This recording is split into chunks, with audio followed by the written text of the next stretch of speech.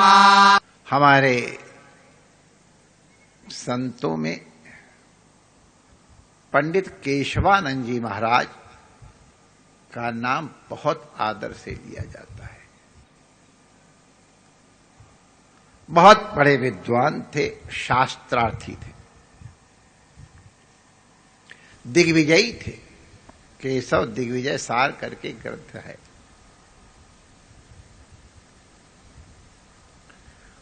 उनके साथ 150 संत निरंतर रहते रहे। पहले की परिपाटी थी।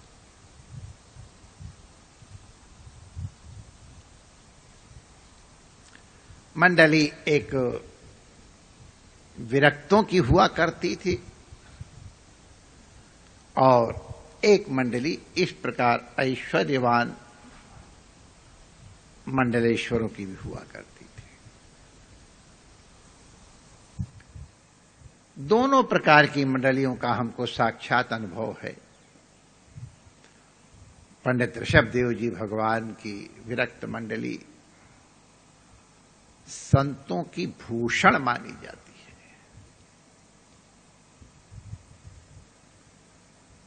श्री पूज्य मोहनदास जी महाराज, पूज्य चतुरदास जी महाराज, गोविंद दास, सब ये सब रत्न उनकी मंडली के, उनके विद्यार्थी हैं।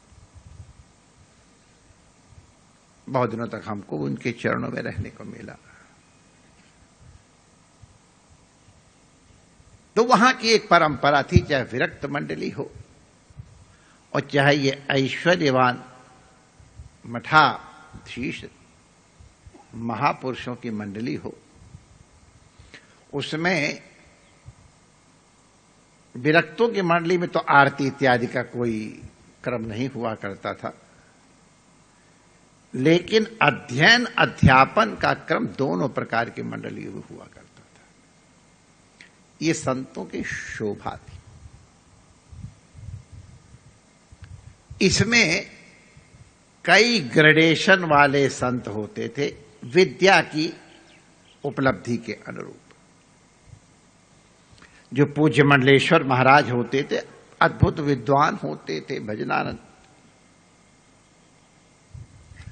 तो वो उच्च ग्रंथ पढ़ाया करते थे। हमको याद है एक पंडित जी हमारे थे, पंडित, उनको विद्वान थे, उनको वो कहते तुसी साडे कोल कठिन ग्रंथ पढ़ो। माने उनका तात्पर्य था ऊंचे ग्रंथ पढ़ना हो तो मेरे पास, तुसी साडे कोल कठिन ग्रंथ पढ़ो। लक्ष्मण झूला के पास उनका आश्रम था। तो जो मंडलेश्वर हुआ करते थे वो अद्वैत सिद्धि की गौड़ ब्रह्मानंदी टीका पढ़ा रहे हैं, खंडन खंड खाद्य पढ़ा रहे हैं, चित सुखी पढ़ा रहे हैं, उनकी शारदा टीका, शंकरी, ये सब टीकाएं पढ़ाया करते थे।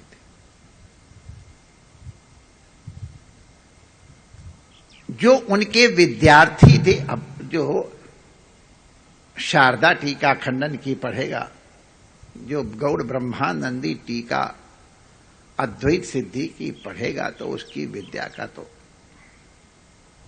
परिपाक हो ही जाता है। वो अपने से नीचे वालों को प्रस्थान का अध्ययन कराते थे।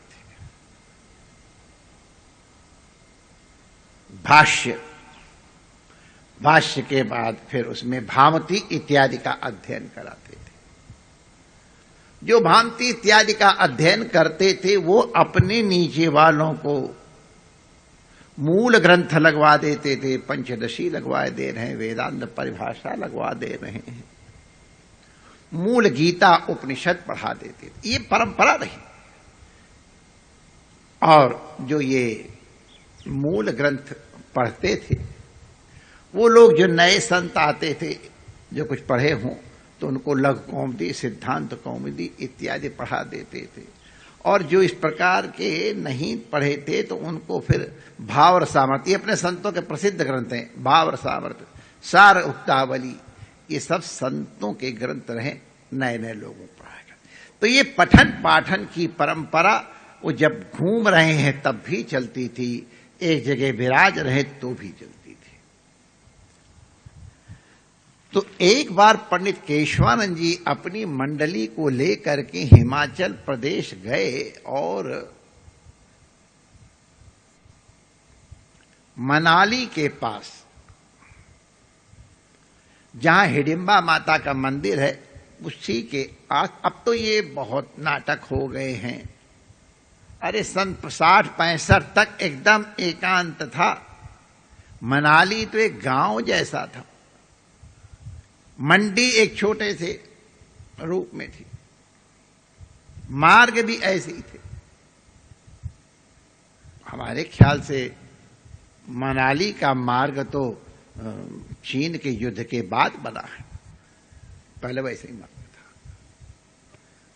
तो वो पैदल चलते हुए गए और वहां हिमाचल प्रदेश में एक महापुरुष को देखा। वो बड़े प्रशांत वृत्ति वाले बने बैठे हैं।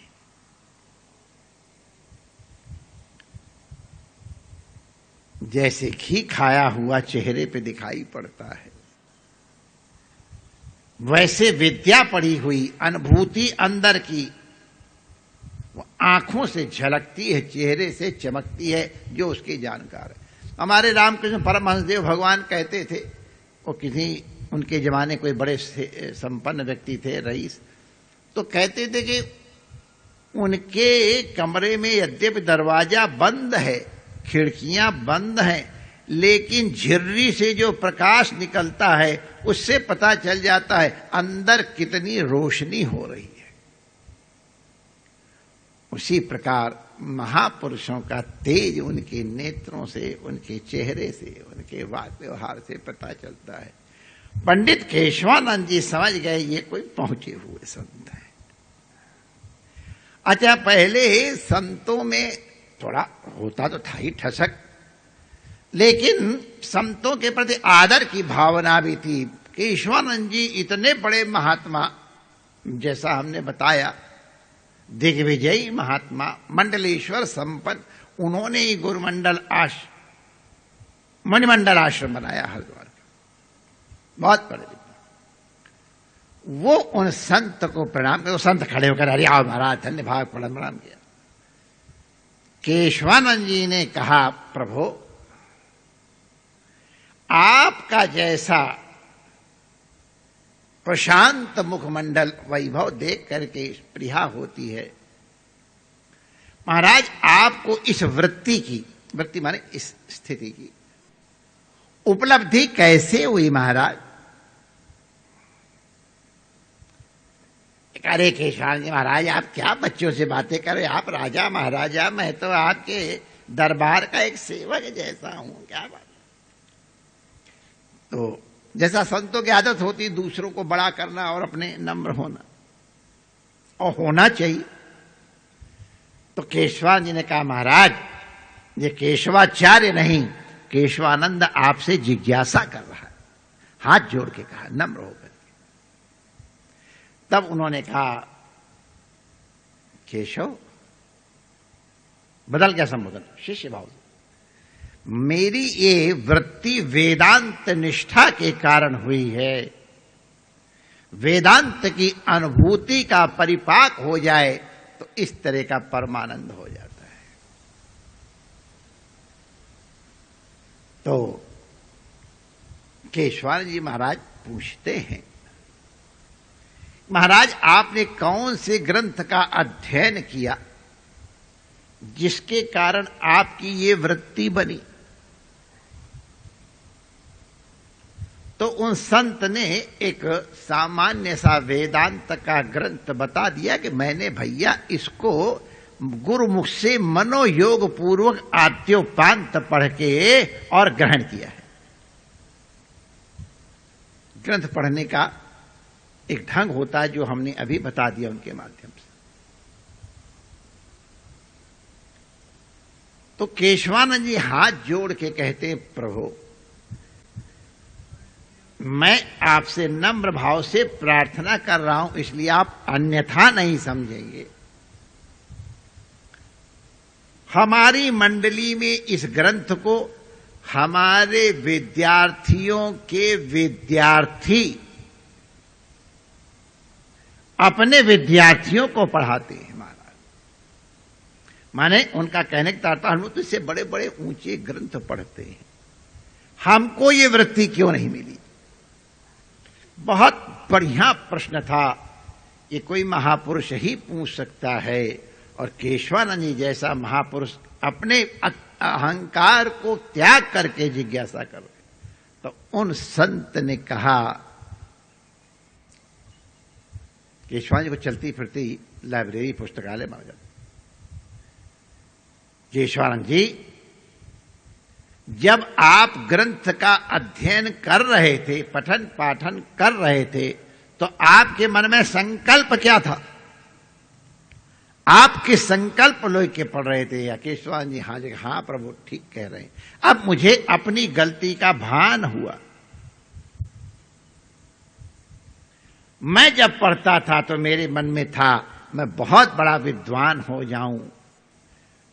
उस समय विद्वान होना बड़ी भारी एक महिमा की बात हुआ करती थी। सभा में कोई विद्वान जब शास्त्रार्थ करता था उसका बड़ा सम्मान होता था। पूज्य करपात्री जी महाराज कितनी बार एकदम संजोग के बाद शास्त्रार्थ को तैयार है, जिसको पूरे ग्रंथ तैयार हैं। तो केशवानंद जी ने कहा, हाँ महाराज, मेरे मन में विद्वान बनने की आकांक्षा थी, निश्चित रूप से दिग्विजय की आकांक्षा थी। उन संत ने कहा, मैं जब ये ग्रंथ पढ़ रहा था अपने गुरु के पास, पूज्य गुरुदेव के पास, तो मेरा केवल एक संकल्प था, किसी तरह से मेरे हृदय की ग्रंथियों का छेदन हो जाए। हमारे हृदय में जो संशय हैं, जो विपर्य हैं, उनका समाधान हो जाए। अब ये संशय विपर्य क्या है, हृदय ग्रंथि क्या है, वो किसी और समय, लेकिन ये अंतःकरण के यही दोष हैं जिनके कारण अपना रूप जो सच्चिदानंद है वो अनुभव में नहीं आता है। उन्होंने कहा, हमने केवल एक संकल्प किया था कि मेरे हृदय की ग्रंथियों का भेदन हो जाए, मेरे संशयों का छेदन हो जाए, मेरे समस्त विपर्य आदि निवृत्त हो जाएं। गुरु कृपा से, इस शास्त्र की कृपा से मेरे हृदय में कोई ग्रंथि नहीं है, कोई विपर्य नहीं है, संकल्प विकल्प तक प्रशांत हो गए हैं। इसलिए मैं निरंतर अपने स्वरूप का, सच्चिदानंद स्वरूप का अनुभव करता रहता हूं। केशवानंद जी महाराज, यही हमारे ग्रंथ का और गुरु का प्रसाद है। कहने का तात्पर्य क्या है? ग्रंथ पूज्य स्वामी केशवानंद जी ने भी पढ़ा, बड़े महापुरुष, और वो महापुरुष जिनका हमने नाम स्मरण किया उन्होंने भी पढ़ा, लेकिन ग्रंथ तो, शास्त्र तो कल्पतरु हैं। जो जिस प्रकार की वांछा लेके आया उसकी उस वांछा की अभिपूर्ति की। ये वांछा, ये संकल्प, ये विकल्प मन के लक्षण हैं। इसीलिए बहुत विवेक पूर्वक किसी कर्म को करने के पहले संकल्प करना चाहिए। संकल्प विषय सावधानी के विषय में फिर हम लोग संभवतः कल चर्चा करें। परमात्मा आप सबका मंगल करें। आप घर में कोई भी काम करते समय, कोई भी वाक्य बोलते समय, पूजा करते समय, संसार के व्यवहार करते समय भी सावधान होकर के अपने मन के संकल्प विकल्प की ओर ध्यान देना।